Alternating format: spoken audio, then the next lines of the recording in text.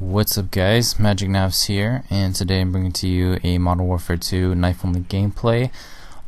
This is a 20 kill streak, which is the best kill streak I've gotten this year as far as my attempts to get a tactical nuke knife-only in this game.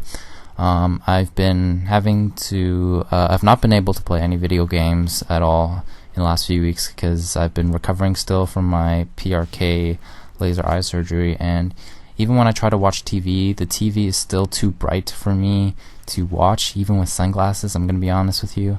I know some people can do that even when they're still recovering, but for me it's still taking a bit of time, and so I can't even bother with playing video games right now, unfortunately. But hopefully in the coming week or so I'll be able to get back into some video game action. Kind of taking a break right now with Modern Warfare 2, just having some fun doing some shooting in Modern Warfare, especially with the new guns. I want to do a gameplay of the CR56 gun, which is really sick. It's basically the rebrand name for the Galil that they have, but honestly they should just added the AK-12 in that game. But that's the next best thing, honestly, so I'll take it. But anyways, just to give you some insight of my recovery for PRK laser eye surgery. It's been about 2 weeks now. I just came back from the eye doctor, and he says now my vision is pretty much 20/20. The only problem is right now is that I'm dealing with a lot of dryness in my eyes, so that's why my vision for certain things are pretty blurry, and my eyes are still kind of straining from it.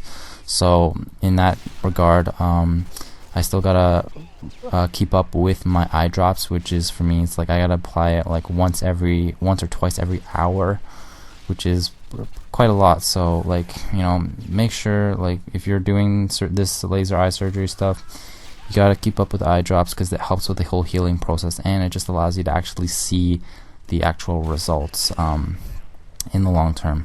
But I'll continue to update. I'll probably do another update video for you guys sometime in the future once I can, like, hopefully get my eyes more lubricated. But to give you kind of an insight of like what my recovery was like, well, firstly the surgery itself was only like barely 10 or 15 minutes long, and basically for PRK surgery it's like they put a lot of numbing eye drops in your eyes so you don't feel anything. And actually, even before that, in my case, they gave me some Valium, which helped me to calm my nerves down just so I wasn't freaking out on the table or anything, which was nice. And so yeah, after they did that, they put the numbing eye drops in my eye. It's kind of cold and wet, and it also, they put in some other eye drops to prevent you from blinking. And then they also had a little tool to hold my eye open, and you see everything happen, but with the numbing eye drops you thankfully don't feel anything. So in PRK they actually shave the top of your cornea, which is basically just the front of your eye or the lens, and you see it happen, but thankfully, because of the numbing drops, you don't feel a thing, which is really great. Because, like, trust me, I can imagine how much it hurt without any of that numbing drops and stuff. But once they do that, they applied a little bit of pressure on my eye, I guess just to maybe help with the whole surgery, I guess. But then eventually they did the laser, and that only took about 15 seconds for each eye.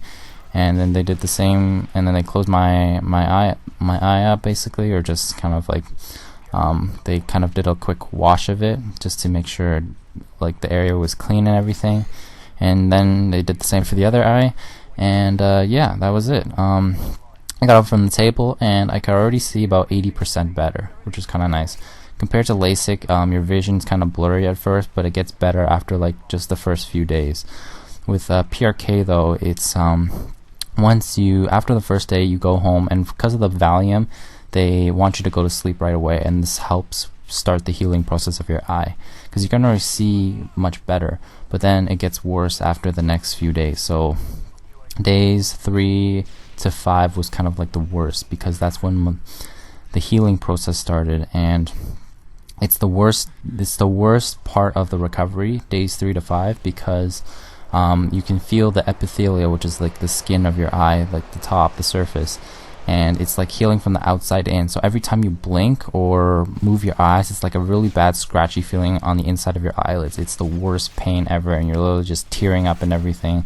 So the only thing you really do is just try to sleep, and then hopefully let your skin heal and apply your eye drops to help the healing process and everything. So obviously I was pretty much bedridden for most of the time. I was trying to listen to some videos, some podcasts and everything that I could listen to and stuff. I had to obviously keep my sunglasses on whenever need be, but honestly the whole process itself wasn't the worst that I anticipated. It was pretty bad at some points, but otherwise it wasn't the worst thing.